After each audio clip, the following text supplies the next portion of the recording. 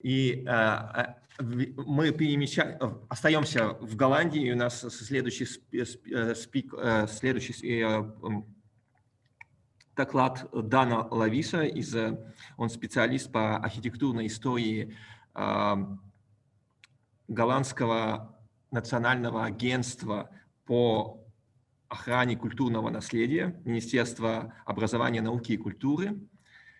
I'm very happy to introduce our third speaker, Daan Lavies. He is an advisor on architectural history at the National Agency for Cultural Heritage, Ministry of Education, Culture and Science. And now we are moving from in Netherlands to Rostov. Daan, please start your presentation. Thank you, Ivan. Thank you for your introduction. Dobrodzień to all. Good morning. Yes, it's very nice to be here. Actually, I have to say, in this time that we cannot travel, it would of course been much nicer to see you all live together. I really always enjoy this kind of gatherings. But I have to say, I haven't felt like I've been traveling for a long time as much as I've been doing this morning already. So thank you for this opportunity to meet Russian colleagues and also Dutch friends. Very nice to be here and to speak to you. The character of what I would like to speak to you about, it will not be like a deep academic analysis. It will be more like a report on something, a project, a collaboration we've been doing from the Cultural Heritage Agency in the Netherlands with Russian partners. Also, my colleague Jon, I just saw, is present in the room. He has also been very much involved in this project. And the project I'm talking about is a project on Dutch fortification in a Russian city of Rostov-Veliki.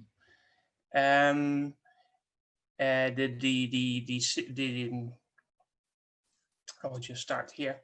Actually, so the agency I work for is the Cultural Heritage Agency, which is part of the Ministry of Culture, Education and Science in the Netherlands.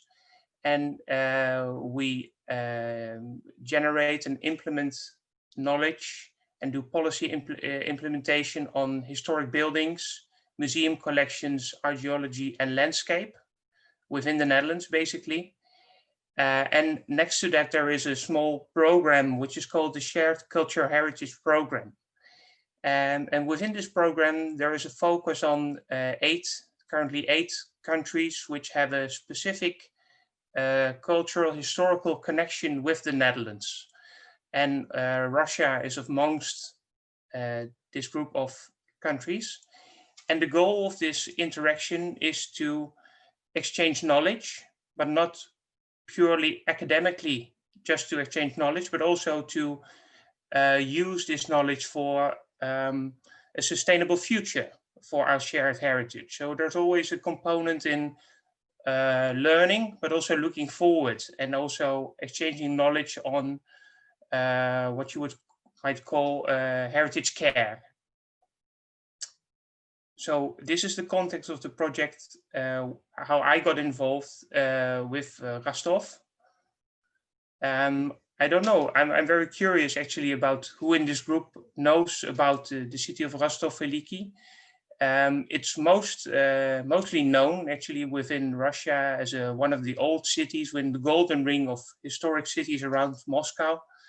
And of course, the very striking view of the Rostov Kremlin is something which has made the city famous. But we wouldn't have that much to add in knowledge or anything on this topic. There's also something which is hidden. Actually, you can barely see it in this picture, which has a much more Dutch connection, and that is the fortifications which surround the Kremlin. And there, in the year 2013, the State Museum of the Rostov Kremlin, together with the municipality of Rostov and later also Oblast joined, they contacted the Dutch embassy in Moscow to ask if it would be possible to have a collaboration with Dutch partners to look into the fortification walls surrounding the old Kremlin, to know more about them and to see what we could do with them in the future. So this is what the project is about. For those of you who haven't been to Rostov, just a small indication. So if we have Moscow here, then we would have Rostov 200 kilometers to the northeast towards Yaroslavl. Yeah, like I said, the most iconic buildings within Rostov, and which are very well known and really symbols of the city, is the buildings which make up the Kremlin, the palaces and the churches complexes, which are stunning and beautiful. And if you would go there now and you drive into the city, or even like visitors drive into the city towards these Kremlin buildings, you would pass a few green hills or some slopes. And of course, it is known by scholars and by people who studied the history of the town what they are. But for people living there or visitors, it might not be that apparent that they're actually passing through a built structure, a historic built structure with actually quite an interesting story to tell. And the first time that we visited in 2013, we also circumvent the whole system, and like you can see in the right picture, it was actually quite a challenge to find all the pieces of this structure. I'm afraid somebody else joined in with quite a different topic. Look if we can get back to my presentation.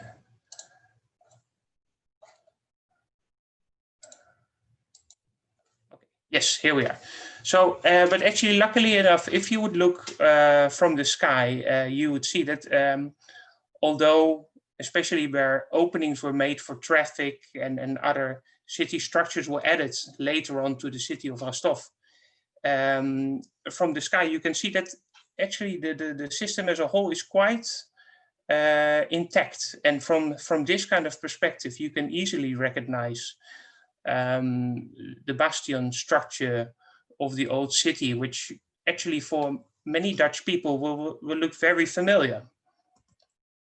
Okay, and we were invited with also the story, or the fact was given to us that there was a certain Dutch engineer, the famous Jan Kornilov, also in Russian, who would have worked on this fortification.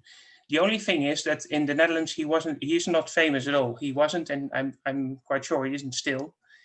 And the only thing that I could quickly find about him is that he would have been involved in the siege of Den Bosch, which took part in the 80-year war in the Netherlands. But there's no work, as far as I know, there's no work of him left, be it written or there's later reports, but there's no facts about his studies or about the precise work which he did in this siege, or any of the structures that he built are left over. So this is his legacy in the Netherlands, basically.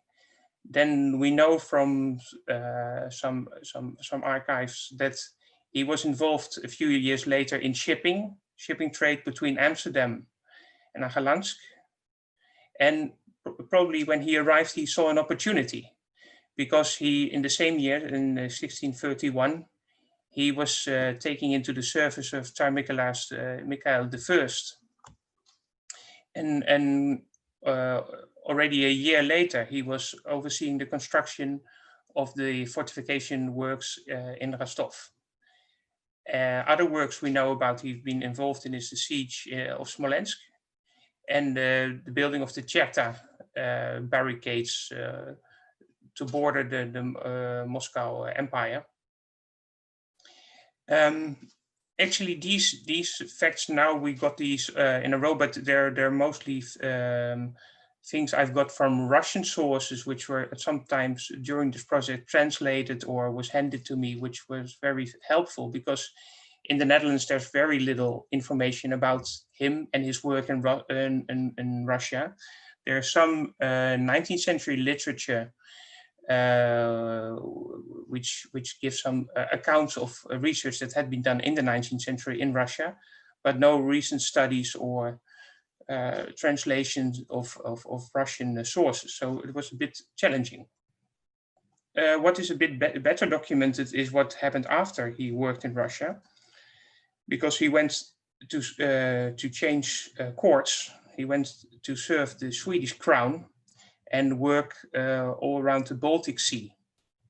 And actually this document I found in the National Archives in the Netherlands, where we can also finally find how he thought his name should be written, and yeah, from some work he did in Riga. Okay, back to Rostov. So yes, we got the information that this is a Dutch fortification. So my colleague Jon and I, we walked around and we had a look. And of course, especially if you have an image like this, it looks very familiar to what we are used to in the Netherlands and what would have been built in the similar period. Especially, I think the city of Heusden is the most striking example of a fortified city, like we have many in the Netherlands actually, but Heusden is the one which I think the similarities are the most striking. And that's not only like the pretty picture which looked the same. We'll dive a little bit deeper into this, what kind of similarities we have. And also to make a comparison between what you could call, what became known as the Old Dutch Defense System, which I have on the right, you see, let's say, what the learning book might look like, what is the most typical form, stereotype form of such a outlay. And then on the left, we have a map of Rostov. So we can find some similarities and dissimilarities. So on the similarities, which is very typical, of course, is that the whole structure is made of earth. Like we saw in the presentation from Professor Minima, the Dutch soil is very much characterized by earth and not by stone or rocks like the Italian fortification examples, and also by water. And this is the situation with Rostov on the lakeside, on the flatlands. In that sense, is very much comparable to the Netherlands, and the Dutch way of working with earth would have been very suitable. And then if we look at the form of the structure, we can see that certain angles on the bastions and the cortines are very much similar, like they would have been built at the same period in the Netherlands, actually. So I'm just highlighting a few pieces. And actually, if you look for the cut through, we have like an upper wall, a main wall, and a lower wall structure. You can see on the right, you can see the, let's say, the stereotypical, the example, and on the left you see in Rostov, you have the exact same form.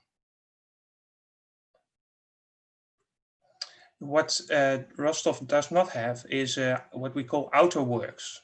So this would be works outside the main ramparts to keep an enemy at a distance. But then again, the question is, these whole structures, this whole architecture is actually it only makes sense when your enemy is actually approaching using cannons or artillery fire. And there's no sources that this was actually the case in Rostov. So these outer works might not have been needed as much as they were needed in the 80 Years' War in the Netherlands. So this whole outer structure, at least, has not been executed. We know this from sources, but also from field research, has not been executed in Rostov. And then the way the gates are positioned, there is examples of this in the Netherlands, but it's not very typical to have them in the flanks, to have the gates in the flanks, but this is the case in Rostov. And what also was interesting is that within the bastions, there is 2 points in Rostov, there is a small lake, which would not be very practical if you would have to move heavy cannons around on your bastions, because this would be the position where they would be to give protective fire. But I learned that in Russia, this is a very traditional thing to do, because the traditional Russian fortifications before the use of the bastion form would have involved a lot of wood. And actually, and the city, of course, itself, would have been built up with a lot of wood. So along the city lines, there would have been these kind of lakes to provide for enough water in case of a fire.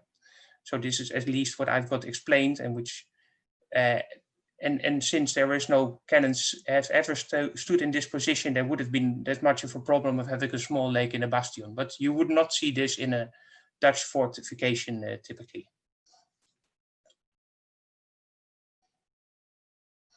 Okay, and here, just to see why the comparison with Heusden is so striking. Rostov on the left is positioned on the lakeside of Nero, and Heusden is on the riverside. And you can see that the way the walls are executed on the land side and on the water side are different. Most probably the biggest threat was expected from a land side, where you would have an upper and a lower wall. While on the water side, there was not a double wall, but just one wall. And of course, yeah, the structure of the city, there's more an ordered pattern in the Heusden example than within the city of Rostov. But and actually, yeah, it's good to note that most of the buildings, actually also the Kremlin, is actually built later than because it was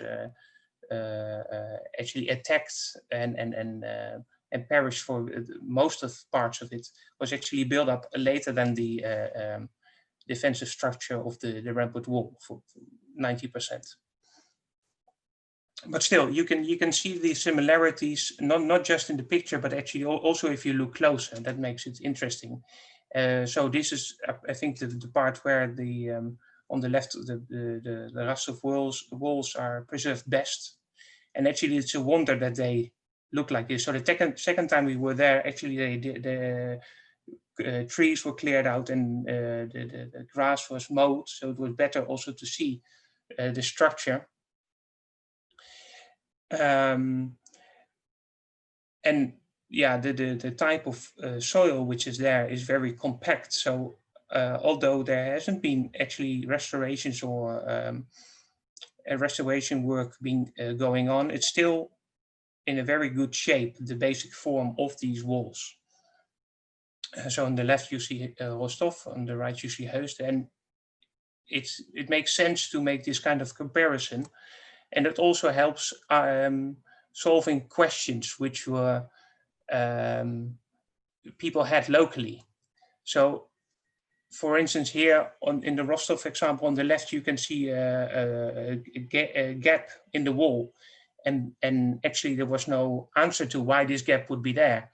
And then you see that if you look at how typically this kind of fortification would be built, and if you look at this example of Heusden, which actually, by the way, is more or less a reconstruction.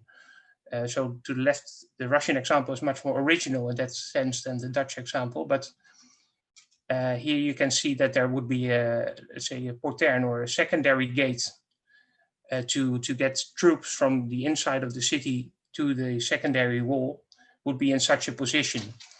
And this was actually quite interesting also for the colleagues in Russia, which in documents have always read about secret gates. And it was a little bit of a mystery within the city what secret gates might be. And there was a lot of myths also within people who were, had all stories about tunnels and secret gates and where they would be and what they might connect. But in the Dutch example, if a gate like this or a secondary gate or poterne would be a very common thing to have in exactly such a position. Okay, now we zoom out a little bit. And like I said, we don't know a lot about Jan Cornelius van Rodenburg, especially for a Dutch person. It's hard to get information about what he's been doing in Russia and what kind of knowledge actually could be found in the Russian archives. I would very much invite the former speaker, Mr. Andreev, to look into if there's more to find about him. But from his work in Sweden, there's a bit more information, and this is in a drawing which is kept in Stockholm, and it's actually a projection for a fort in Nien, or what would later be St. Petersburg.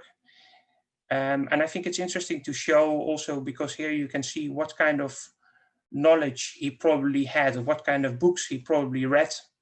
I think there's a striking example between what you see on the left and these treatises on fortification, which was very commonly used actually in the mathematician school in Leiden, where a lot of engineers were trained.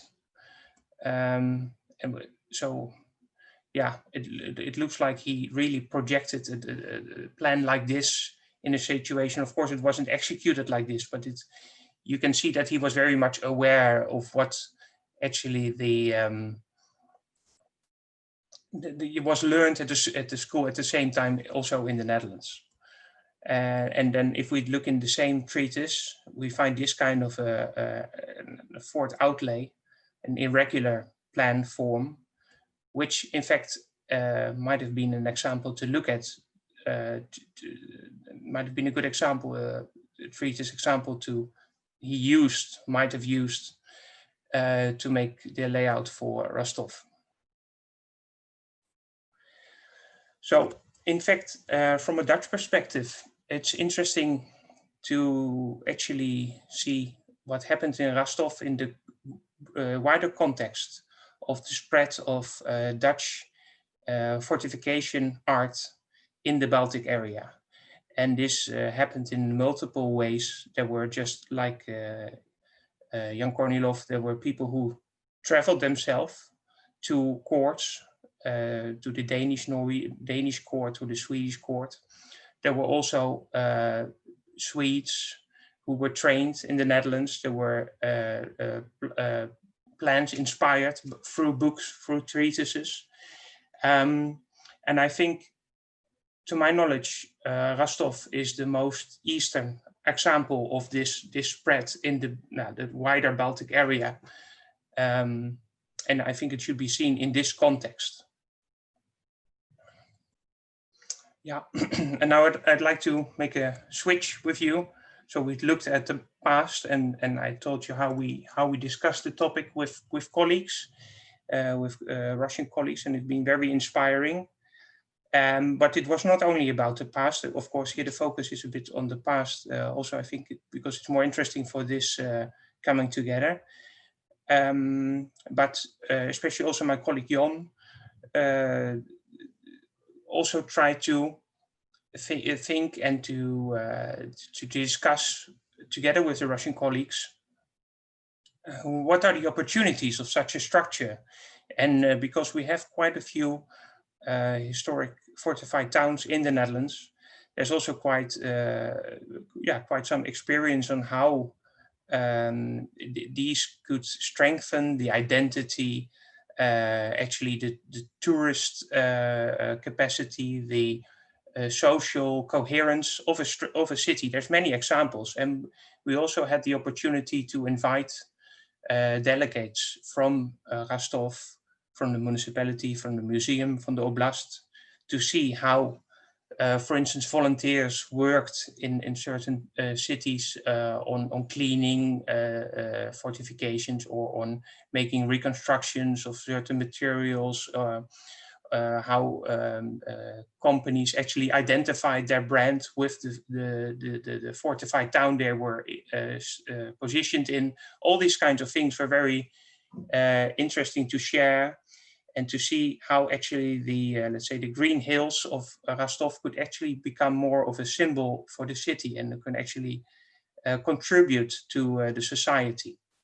And yeah, there's still work in progress with city planning and with the museum to see how this could be of benefit to the city of Rostov. And the Cultural Heritage Agency, which we represent, is also still involved in this communication. Yeah, so I think from my perspective, we can conclude that it was a very fruitful cooperation, raising awareness. For those of you who look closely into the picture, right, it got quite a bit of attention from some famous spectators, what we were doing there. And it was an exchange of knowledge, not just knowledge and ideas, not just in the history, but also to think about what the future of this historic structure might look like. And then, of course, there is some problems or some things which I hope we could work on together in the future, is that there's very little non-Russian literature on Dutch engineers in Russia. I think there should be more attention for it. I think it's interesting enough. And of course, I'm very jealous about of all of you who do have the opportunity to speak and read Russian as well as English, which unfortunately I don't. And there is no good overview yet, as you've noticed, from the works of Jan Cornelius van Ronenburg. So it might be interesting to see what he did in the total work of him, but also to see if it was just an incident that he was there for a few years in service, did these fruit project and moved out, or is there actually a legacy of what he's been doing? Has this fortification inspired others? I don't have this this overview yet, so I think that would be interesting for somebody to pick up for future research. So I'd like to thank you all, and those of you who haven't had the opportunity yet, please go and visit. It's really beautiful, the Kremlin as well as the Hollandske Krepest. Thank you.